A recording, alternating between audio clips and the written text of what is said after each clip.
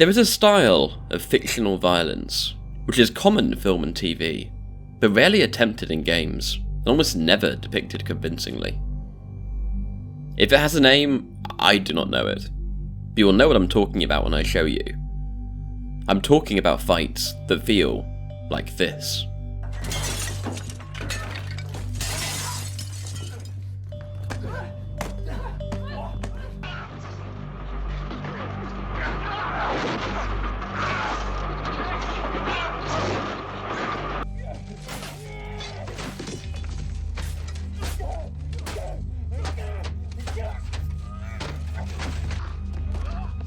It is fights like these that are the subject of today's video, why they are rarely seen in games, and how, against the odds, one game managed to depict and gamify them perfectly over a decade ago.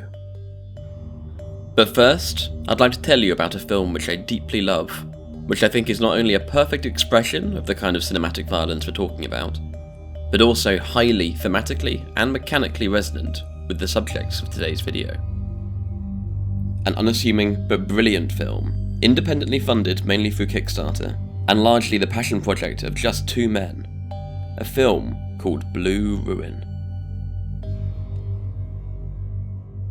If I were to read you a plot summary of the film, it would likely sound both simple and familiar. On paper, it is a very straightforward revenge story, of the kind you may have seen dozens of times. A man sets out to avenge the murder of his family and is then sucked into an escalating cycle of violence. Sounds pretty familiar, right? Well, there's a twist, one that it's quite hard to appreciate the importance of without watching the film yourself. Something which I do highly recommend. Our protagonist, Dwight, is an achingly average person, with absolutely no skills or abilities that make his one-man revenge mission more feasible. He is presented as someone who is completely unremarkable apart from the horrible thing that happened to him. He looks and feels like someone who should be the background extra in a workplace drama, except here he is, starring in a bleak and violent action film, a role he feels wholly unfit to play. And he's not just a normal person, he is a normal person who is sleep-deprived, traumatised, malnourished, and for much of the film, so stressed that he can hardly think. And what does this mean, practically? He messes up. Again. And again. And again. Any victories or progress he does achieve feel simply like the result of dumb luck, and even these fleeting victories are completely outnumbered by his blunders. The action scenes of Blue Ruin are not characterised by slick choreography and physical feats, but by clumsiness, poor planning, and flashes of brutal violence. If you've not seen Blue Ruin, it might almost sound like I'm describing a comedy. After all, action hero is bad at doing all the action. It's basically the premise of dozens of broad studio comedies that I could name, and I'm sure dozens more I can't think of. But this is no comedy. In fact, it's one of the most painfully tense and grim films I've ever seen. Now, this way of presenting violence and action is not unique to Blue Ruin. Presenting action in ways that seem clumsier, messier, and less choreographed is excellent for adding verisimilitude to a cinematic world, and it has given us numerous memorable scenes over the decades, including many of my personal favourite fight scenes. However, despite not being common in film, depicting violence with this vibe in games is far, far less common, and I do think there are good reasons why it's extremely hard to design game systems that produce this kind of experience. However, there is a game that captures it perfectly, and it does so effectively and effortlessly that it produces one of the most grim and memorable combat systems I've ever interacted with. And this is, despite, just like Blue Ruin, it being the work of a tiny team, in this case almost entirely just one man, Daniel Fedor. Welcome to the most clumsy and brutal combat system in gaming. Welcome to the end of the world. Welcome to NEO Scavenger.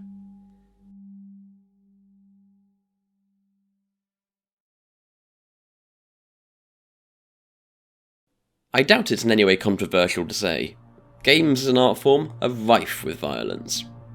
It's obviously not a part of all games, and now more than ever it's more than possible to play hundreds of excellent new games each year, without killing or hurting a single digital soul.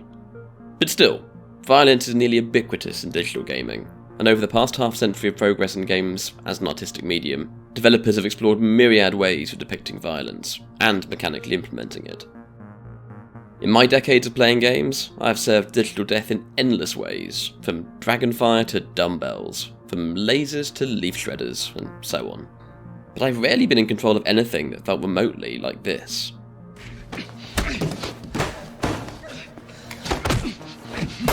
In fact, I'd argue that this kind of clumsy and brutal violence is rarely even attempted in games, which is strange on its face for a few reasons.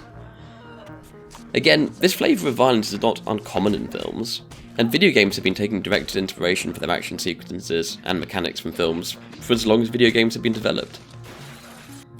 What's more though, this kind of clumsy, intimate and brutal action often produces some of the most memorable and impactful scenes within the films that have them.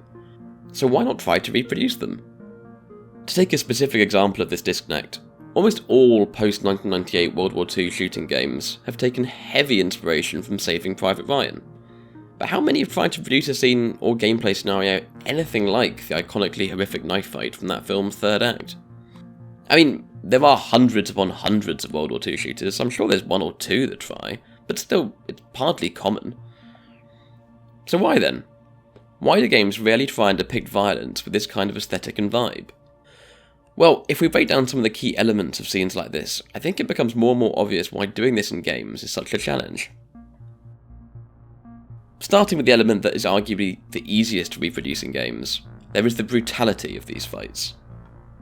There is no honour to be found in these brawls, and showing any kind of restraint is punished quickly and severely.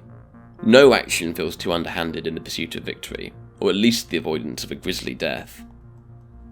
Brutality of violence might seem highly achievable in games. After all, there are endless numbers of extremely gory games out there, which would seem superficially to qualify. However, the nature of gaming often does a lot to harm the impact of any feeling of brutality it has to its violence. Firstly, because of the repetition. Games, especially action games, naturally include lots of repetition in their violence. It's very rare for a game to be made up of completely bespoke encounters against bespoke foes, so you're likely to play through a lot of similar action against similar combatants throughout the game. This cannot help but disrupt the feeling of brutality, at least for me. The first time you chainsaw someone in half in Gears of War, you might be shocked, but by the 20th time, you'll be indifferent, or maybe smiling if you're that way inclined. And by the 100th, it's likely reduced to just another gameplay action, robbed of any visceral impact it had initially. The other aspect of cinematic brutality that I think games struggle with is achieving surprise through their action. Often, the most brutal moment of these already brutal fight scenes is a surprising and violent action that turns the tables of the fight. An unexpected headbutt, or a hidden knife getting stuck somewhere you really wouldn't want a knife stuck. Games basically cannot do this, at least not easily, because the action is controlled by the player. A stab with a hidden knife can never be really surprising if the player has to press the stab with hidden knife button first. The second key element of these fights, in my view, is that they're typically relatively evenly matched. No one combatant has the obvious upper hand, either ability or equipment, that would make the fight quick or easy to resolve, necessitating a more drawn-out and unpleasant scrap. Presenting a fight as evenly matched is pretty challenging in games, at least outside the realm of multiplayer games, where you can be matched up against other equally able humans. On the practical side, even hostile NPCs with similar skills to your own will still be limited by the AI routines in charge of controlling them, and creating an AI controller which is dynamic enough to not be predictable but not so tricky or dominating that the player gets frustrated is a real challenge. Instead, to deliver players fights which are both challenging and entertaining, game designers are more likely to deploy enemies whose raw stats completely dwarf the players, or, more likely, send them at the player in groups to overwhelm them. Either way, any feeling that these fights are an evenly matched contest between equals is going to be disrupted. Another issue with presenting evenly matched fights in games is how many action scenes and conflicts the player will typically be presented with in even a fairly short game. Put simply, a typical action game protagonist has such a high body count, even by the midsection of most games, that it's hard to take any conflict seriously as an even match. Out of context, one of, say, The Last of Us's brawls might look like a convincing and brutal fight between equals. But in context, when Joel has a kill count well into the hundreds before even seeing mid-game, it just doesn't feel that way, at least to me. A third key element in these fights is the appearance that luck is often a central factor in one side succeeding. I mean, not in actuality, obviously, we're dealing with pre-scripted media where the outcome is very much predetermined.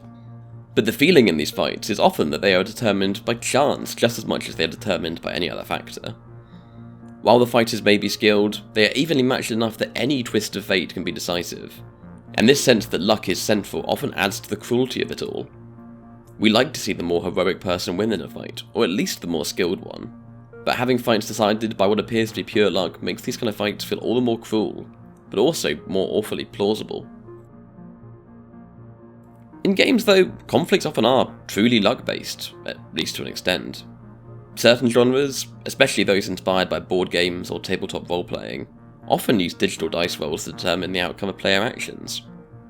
Even in more action-focused games, digital dice rolls can still be at play, determining what move a boss monster will throw at you, or how an enemy squad will position itself.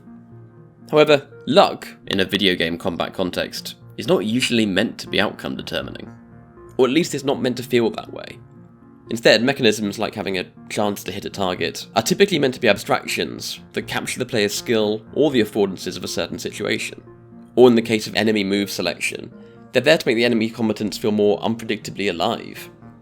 The odds of success and failure of individual actions are meant to be managed and mitigated against through player skill. I mean, sure, sometimes an XCOM campaign could be lost because one of your soldiers missed a critical shot. Or a Dark Souls boss might kill you because they chose one move over another. But a skilled player would never have found themselves in such a position where one dice roll could end it all. Lots of digital ink has been spilled over the years on the use of luck and randomness in video games, and its effects on player immersion, enjoyment, and so on. But the main takeaway of all this, for this video at least, is this. More often than not, if a player feels like luck is the determining factor in their successes and especially their failures in a game, they are unlikely to enjoy the experience. And they won't likely experience it as an interestingly cruel twist of fate that enhances the aesthetic of the conflicts they're in. They'll just think they're being messed around by a badly designed game. And naturally, this presents a pretty severe design challenge for any game designer looking to capture this aspect of these kind of fights. How can you make it feel like luck is a decisive factor in how a fight develops without frustrating the player? Arguably, the most challenging element to reproducing games though is the clumsiness of these fights. While in reality these fight scenes are just as tightly choreographed as any other, the goal with the choreography is for the fighting to appear as unchoreographed as possible. Combatants slip and stumble, they grapple on the floor, unable to gain the upper hand. Limbs flail uselessly. This is not violence depicted to satisfy a power fantasy, at least not a conventional one. Instead, the intention is for the violence to appear more like what real violence might look like, and therefore be all the more horrifying. Now, clumsiness is very hard to do in games.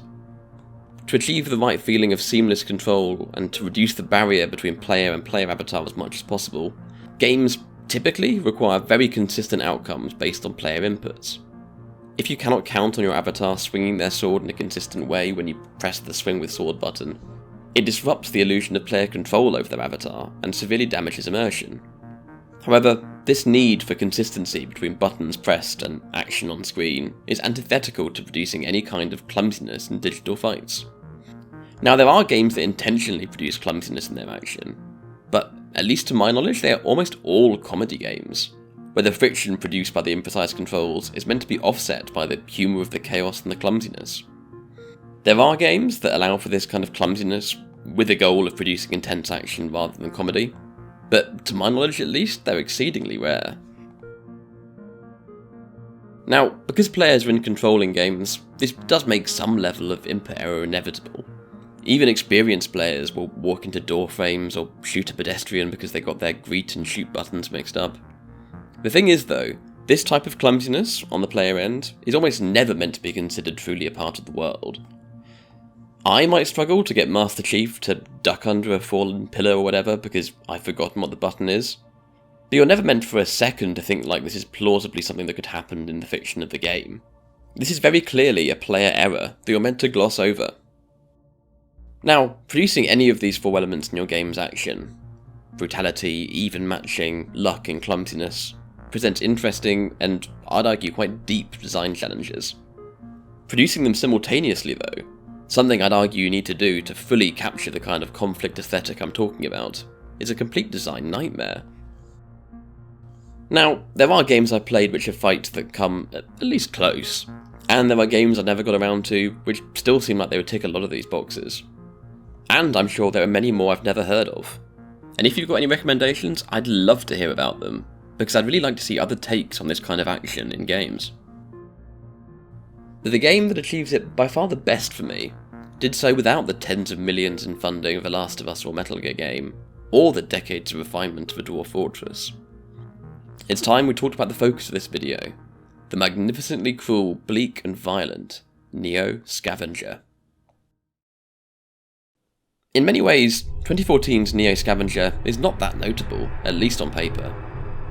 In the same way that reading Blue Ruin's plot description would give you the impression of a fairly paint-by-numbers revenge story, a high-level description of NEO Scavenger could make it sound like a fairly standard survival game, of the kind that gaming was inundated with for much of the 2010s. The main gameplay verbs are certainly very standard for its genre. You explore the world, scavenge for supplies, craft new equipment, find safe places to camp, and handle hostile encounters with other humans and denizens of post-apocalyptic Michigan. Now that core gameplay description could describe dozens of games that I've personally played, and hundreds, maybe even thousands of more that I haven't. Except for the set in Michigan part, I guess. In its gameplay, NEO Scavenger appears to play it pretty standardly and safe, though it does set itself apart visually with a much more lo-fi, board-gamey aesthetic than the majority of its survival game ilk. But still, the core goals and verbs are very similar. Its setting too can feel pretty generic, at least at first. There are actually some really interesting twists to its setting and narrative to be found, if you're willing and able to dig deep into its world. But your first few hours of exploring its world will be filled with an unending parade of near-identical office blocks, patches of woodland, and empty plains. Maybe this accurately represents Michigan? I wouldn't know, I've never been, but a quick Google Maps excursion suggests it's not quite as repetitive as that. There are elements of its design that do set it apart from its peers, though. Firstly, this is a very impoverished post-apocalypse. This is not the Fallout universe, where no building seems to be properly looted and you're constantly tripping over gear and guns and medicine. NEO Scavengers is a world in which your survival can easily hinge on finding an empty baked bean can to boil some water in.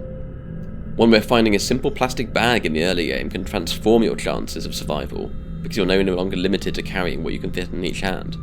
Finding a pair of shoes to wear, even mismatched ones, can feel like a legendary loot drop from a boss monster from another game. Sure, there are fancy armours, firearms, and advanced medicines that you can eventually kit yourself out with, but the journey to get there is incredibly arduous. Another somewhat unique, or at least notable part of its design, is quite how punishing its survival mechanics are. It's common for the genre to force you to eat, drink, and sleep, but it's not normally quite this hard to keep the meters high, or so punishing when you struggle to do so. In NEO Scavenger, starvation and dehydration will weaken and then kill you in just a few days, but hypothermia can kill you in hours. And did I mention you start the game in only a thin hospital gown? On a new playthrough, you'll likely freeze to death shortly after sunset, unless you can scavenge several extra layers. Injury and sickness are also more complex and punishing systems than you often see in other games. Each one of your body parts can be individually damaged, and even minor injuries should be taken seriously. The smallest cuts can get infected if untreated, and I've lost more than a few playthroughs to exactly this. A final, less obtrusive but still very important aspect of its design is the persistence of its world, especially when it comes to other characters. In most open world games, neutral or hostile NPCs are just spawned in around you as you move around, giving the impression of a world full of life while only simulating what's immediately around you. If you run far enough away from that Minecraft zombie, that Skyrim dragon, or that cyberpunk, cyberpunk, they will vanish into non-existence just as quickly and quietly as when they first appeared. Not so in NEO Scavenger. As soon as you start the game, every human and monster that you'll ever encounter, with only a couple of exceptions, is set roaming the world, pursuing their own goals, acquiring loot, and battling their own mortality, just like you. This design choice alone makes the game feel so alive in a way that's really hard to achieve outside of actual multiplayer games. This is a world that has a full life completely independent of the player, one that feels like it precedes the player's entry, and one that feels like it will continue long after their departure. The most standout element of NEO Scavenger's design though, and the whole reason I've made this video, is its combat system. While combat only takes up a small fraction of your time in game, the effect it has on the experience of play is massive. These are encounters that take only minutes to play, depicting often only seconds of time, but the impact of them can last much, much longer. Before we get into how combat works, and trying to unpick why it's so effective, I'd like to start with an anecdote from a recent play session that will hopefully give those of you who have not played the game an idea why some of us have been talking about this modest little indie game for almost a decade now.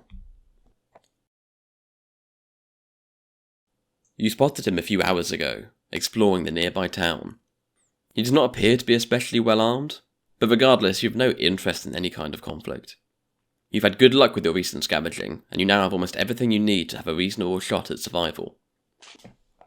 A lighter to start fires and sterilise water, enough clothing to keep out the cold, a decent backpack to store your belongings, and, most prized of all, a tough pair of shoes.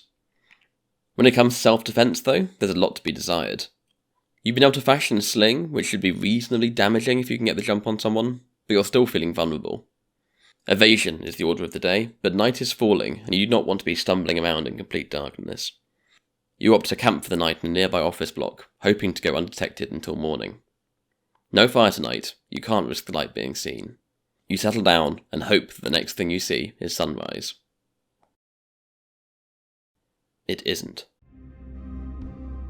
Something wakes you, and you know you're not alone. Someone, or something, is definitely in here with you, but you have no idea what it is or where they could be. Could it be the man you spotted earlier, or something worse? You consider standing up and seeing if you can spot them. You have your sling to hand. If you spotted them when they were still some distance away, maybe you could scare them off with it, or even knock them down and flee. But there's also a chance they haven't spotted you yet. Maybe they'll wander off, or flee in fear if you just stay hidden. So you wait. And wait. The first thing you know is a crushing blow hitting you in the arm, and you are knocked to the floor. They must have been aiming at your head, and if they had connected, it might have ended you there and then. As it is, you are prone, in pain, but blessedly still conscious. And you see the man standing over you. A member of the Bad Mother gang, and he clearly has no intention of letting you live. Though you're prone on the floor, you still have options. You could try and pull them to the ground with you, or trip them up, but you have no real skill in hand-to-hand combat, and you're already seriously hurt by that first blow. So instead, you try and flee. You roll away to try and put some distance between you and your attacker, but not before he lands another punishing blow, this time squarely on your torso. You try to stand, and thankfully their next attack, a brutal flurry of blows, misses you, giving you a moment of time to dart out of range while they recover. You flee blindly into the darkness, and they give chase. It looks like they'll be able to catch you, but then they stumble and fall to the ground, giving you the window you need to make your escape. Blindly, and without most of your gear, you flee. You may have lost many of your possessions, you may be bleeding heavily, but you are alive. Dawn arrives soon after, and thankfully you have some clean bandages in your pockets, enough to stem the bleeding, and you also still have your sling. Taking stock of your surroundings, you can see that your attacker is still back at the site of the attack, probably going through your possessions right now. You could slink off and try and gather new supplies, but your odds don't look good without what you lost. No. We're going back. You approach and you manage to remain hidden. This time, they're the ones searching around fruitlessly for you. Sling in hand, you sneak forward under cover, and when you're around 10 meters away, still unseen, you loose the first of the 2 stones you have loaded. You miss. The Bad Mother spots you and charges, now only 7 meters away. In seconds they'll be on top of you, and you know there's no way you'll be able to survive another bout. Not with your injuries, and not without the cover of darkness to flee into. You hold on to your last hope and loose the second stone. You won't have time to ready another. It hits, dealing a devastating blow to the bad mother's head. They crumple to the ground, still conscious but stunned and now bleeding heavily. You load 2 more stones. The bad mother gets to their feet and you wonder if they'll decide to flee, but no, they charge again. You loose another stone, hitting them in the leg but not dealing much damage. You loose again at the same time as the bad mother tries to tackle you to the ground. Your shot hits them in the torso, but not before they've wrestled you to the floor. But that last stone did more damage than you initially realised. That bad mother is stunned, letting you scramble to your feet first. You see your chance and kick them savagely, connecting with their skull. You have no real skill in hand-to-hand combat though. Your kick only stuns them rather than finishing them off. So you stamp again, and again, and again.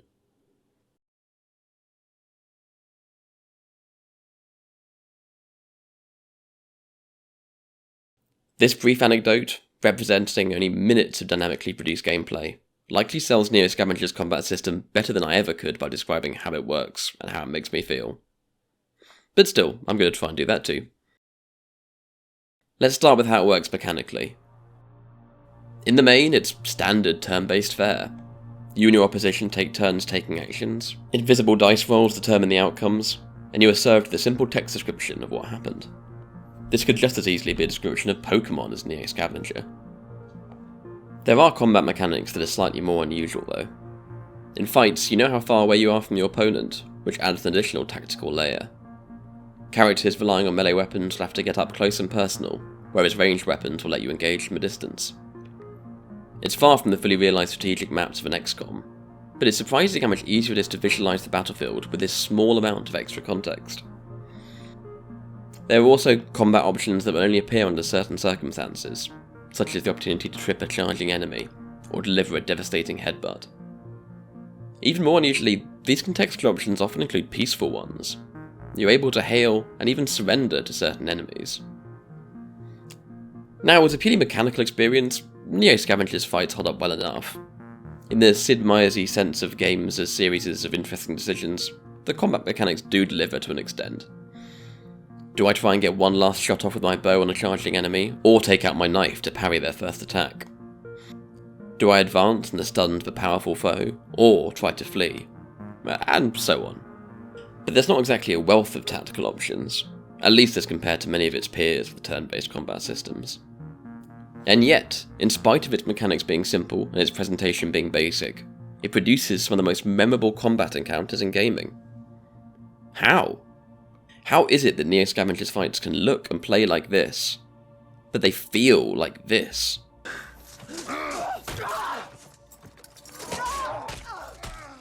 It's hard to unpick this kind of feeling, at least for me, though I do know I'm not alone in feeling it. Rock Paper Shotgun even gave NEO Scavenger an award for having the best combat system of 2014. Personally though, I think a lot of it comes down to the 4 characteristic elements of these fights that we discussed earlier: brutality, luck, even matching, and clumsiness, and how NEO Scavenger succeeds at producing them where so many other games have fallen short.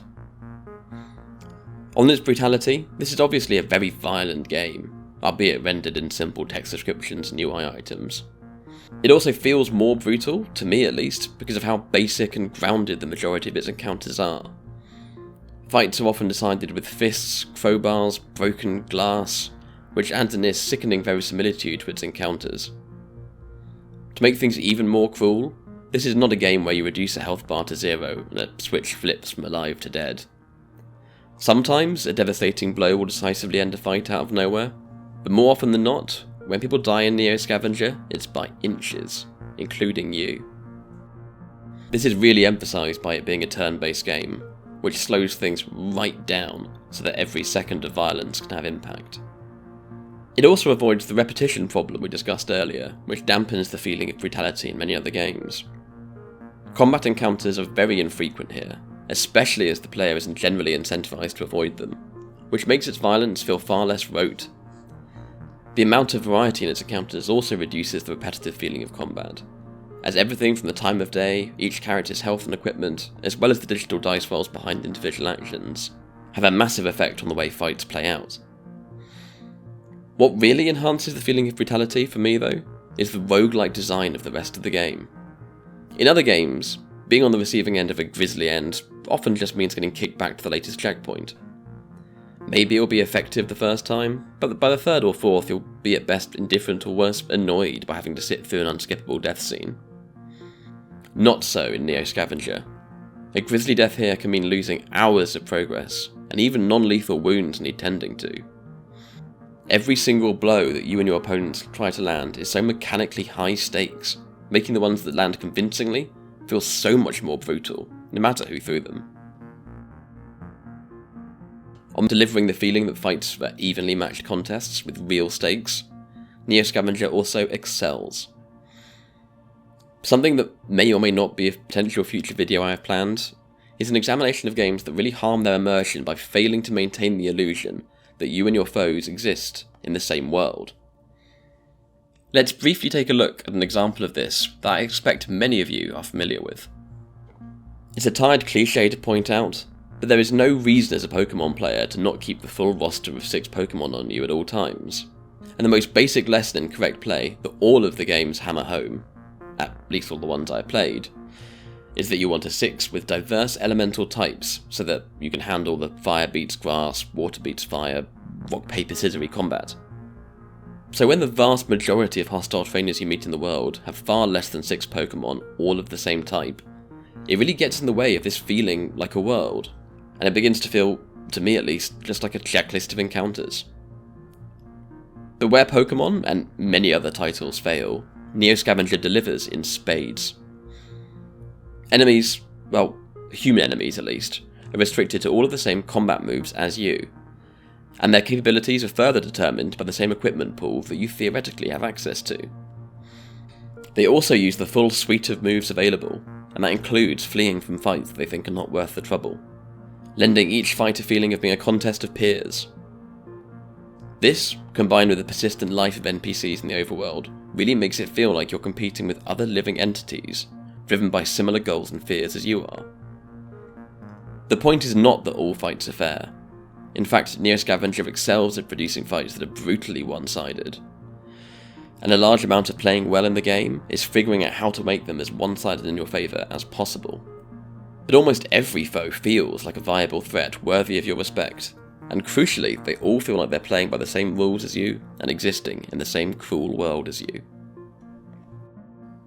When it comes down to its fights feeling scarily down to luck, NEO Scavenger largely walks in step with the majority of its genre peers.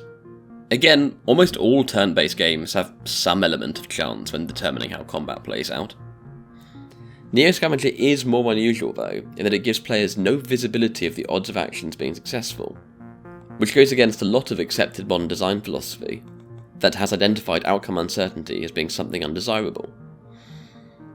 Here, it works perfectly though, to maximise the messiness and cruelty of its brawls. Seeing that your failed attempt to hit a starving dog with a rock had a 60% chance to hit would hardly ruin the game, but it would add a layer of video gamey abstraction for presentation, as well as making the player feel more confident in their choices, something that NEO Scavenger is clearly trying to avoid. The simple system of having moves that are only sometimes available, based on circumstances and also invisible chances, is super effective at producing this feeling too. Turning the tables on a foe after seeing the window of opportunity for an unusual attack can feel viciously satisfying, at least if it hits, but also leaves you with the lingering feeling that you got lucky, and maybe, next time, you won't be. Finally, there is the clumsiness, and this is where NEO Scavenger excels the most. As we talked about earlier, the potential for clumsiness to be terrifying in the context of a life or death fight has been pretty underexplored in games, but it is so fully realised here. Sure, most turn-based games have digital dice rolls to determine outcomes, and there are times when failing something that was statistically likely to happen can read like clumsiness, but clumsiness in NEO Scavenger runs much, much deeper. It is baked into the game's design in so many ways, and it expresses itself in so many situations. Whether it's injuring yourself while scavenging, dropping your possessions because your plastic bag full of valuables fell apart, contracting dysentery after being forced to drink swamp water, There are so many small pieces of NEO Scavenger's design that push you into forced and unforced, clumsy errors. But it is most present and most threatening in its fights. You can't even move without running a slight risk of a fall, which could spell the end for you or your opponent's life, especially if you're sprinting, either trying to close the gap or desperately flee. We are used to missing hits in games, but falling flat on your face for showing enough hubris to try and move away from a charging cannibal, only for that same cannibal to also faceplant mid-charge? Now that is clumsiness. But when you've fallen, the fight is not over. You can try and get up, roll away, or pull them to the ground, turning the fight into a desperate race of who can regain their footing first. Fights often dissolve into desperate close quarters flailing, with the action only kept readable and controllable by its turn-based design. Again, this on paper might sound like a good recipe for slapstick silliness, but miraculously, NEO Scavenger's combat almost always avoids unintentional comedy, and perfectly delivers its intended vibes of bleakness and cruelty.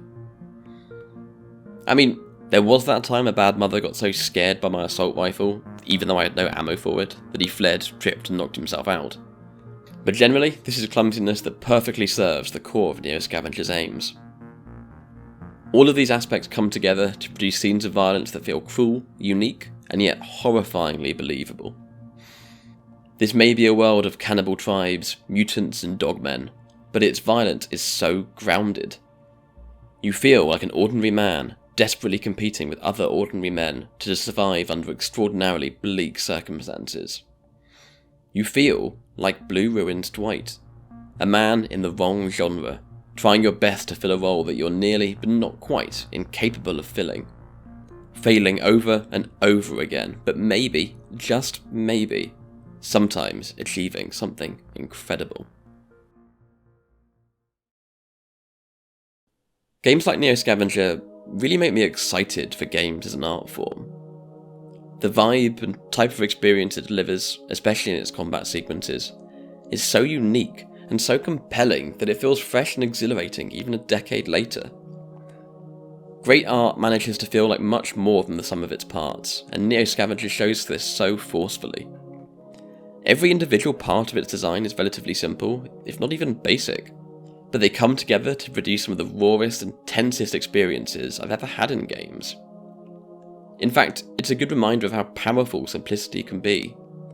With proper context and immersion, a simple and blunt text description of a decisive blow can leave you reeling in a way that no amount of beautifully rendered gore could do. I titled this video Clumsy Brutality Perfected, but I have no doubt there is much more exploration to be done to try and produce combat that feels this way in games. In fact, again, it's more than possible such games already exist.